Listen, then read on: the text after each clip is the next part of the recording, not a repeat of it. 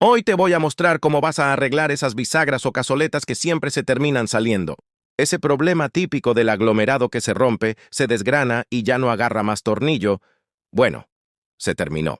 Con un método simple, práctico y al alcance de cualquiera, vas a poder recuperar el agarre, reforzar la zona y dejar la bisagra firme otra vez. Funciona perfecto para muebles de cocina, baño, cuartos, roperos y placares. Nada de cambiar todo el mueble ni gastar plata de más. Solo técnica sencilla, bien hecha y un arreglo que dura.